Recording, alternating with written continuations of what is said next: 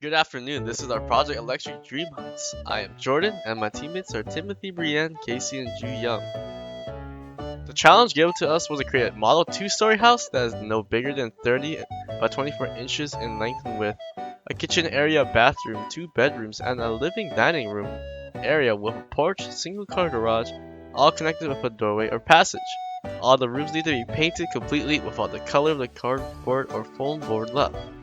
All this could be made with cardboard, foam board, or any structural material. The house needed to be wired with a chandelier, a series circuit consisting of a switch and at least two lights, parallel circuit consisting of at least three lights and three switches behind each light, and a combination circuit that are able to light correctly.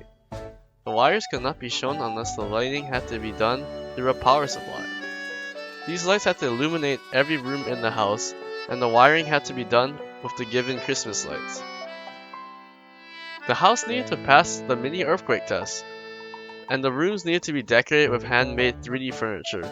All these had to be made without staples or adhesive tape. In order for us to complete this challenge successfully, we needed strong communication skills, self-directed volunteering, focusing on the work given, time management, and teamwork. Each of our teammates had a role to play in this challenge. Brianne's role was in charge of making furniture and fixing proportions for the furniture, painting, and keeping track of all the paperwork. Casey's job was in charge of painting and making the furniture. Timothy's role was creating the exterior of the house and wiring. Jordan's role was to create the exterior of the house, wiring, and drawing the schematics. Finally, Ju Young's role was to create the exterior of the house, wiring, and drawing the floor plan as well as painting. These were our brainstorm ideas. Our strongest design was number 8, where it showed all the required parts of the house, as well as a side view that estimated what the finished product would look like. Number 1 and 5 was rated fair because both had a simple idea and a basic outline of the walls, but it did not specify which doors would lead to which rooms were the bathroom or the bedroom. Number 6 was rated weak because it had an outline of a house but did not show rooms or anything and did not meet the requirements. Here is our design T-chart. Our important design qualities we focus on were design, construction, and wiring. For the design, the house needed to have furniture, an appealing look, and be painted. For the construction quality, the house needed to be sturdy, meet requirements, and put extra time into working on the house. For the last design quality, wiring, the dream house needed to be neatly wired, hidden, and the lights working. Our most promising design, number 8, was redrawn. This house met all the requirements, had a modern look, and seemed easy to build, but it was questionable for its sturdiness for the earthquake test, and it did not seem to be easy to look at the inside of the house. Some difficulties while making this house was its size, because one person in our group decided to make it fit to the requirement. It was huge, and the house ended up being very large. Because it was such a huge house, the use of the cardboard was massive, and it was not very sturdy. The sturdiness was improved by adding popsicle sticks to the walls and reinforcing the walls with a double layer. Another problem was with the furniture. Because the rooms were pretty big, it was hard to match the proportions of the furniture to the rooms. This was taken care of by measuring the room and finding the best fit size for the furniture. The last was the wiring. Our wiring started a bit later after we had to redo the outline of our rooms. The wiring continuously did not work, and every time we had to cut, redo, and test our circuits. It took us a long time, but because we continuously went through the trial and error process, we were able to find the perfect way to link the circuits, which solved this problem. One helpful tip in the design and the construction of the dream house is to not build the house too large, or there will be not enough time to finish the project.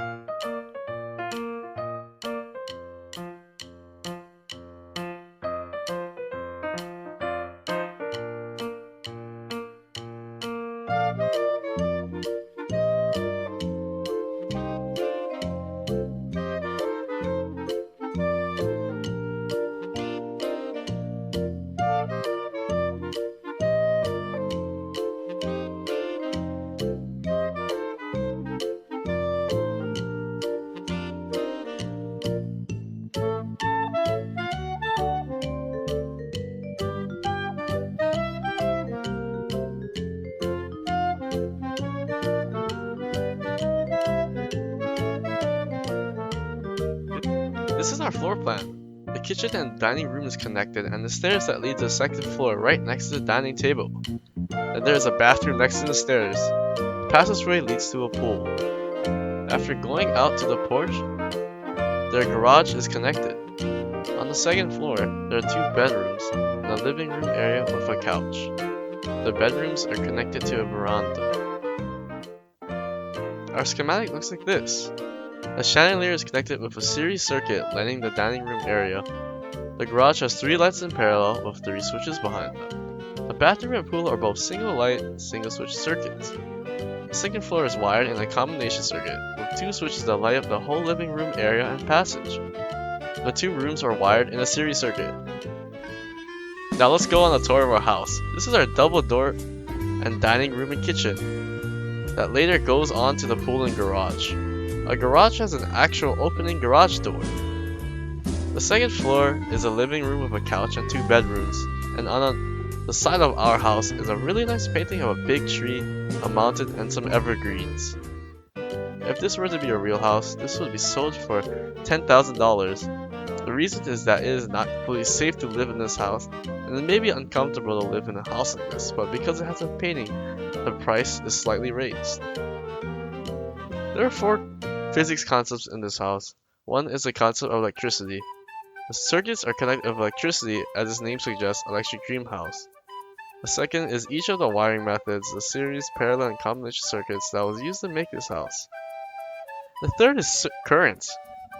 Electricity in the circuits flow as a current, and if the circuit is broken, depending on which circuit it is, the lighting will stop or continue. The fourth concept is the drawing of a schematic design. In order to create the circuits, we need to know the concepts of the different meanings of the schematic diagram. For this project, we needed to exercise some GLOs.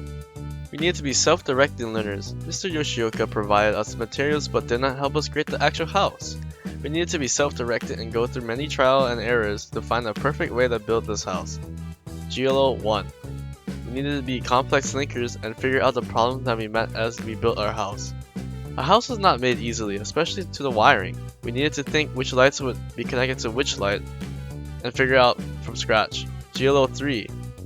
As we were doing this, we needed to produce quality work as well. We needed to make this house to meet our requirements and therefore needed to make this a high quality, nice looking house. GLO 4.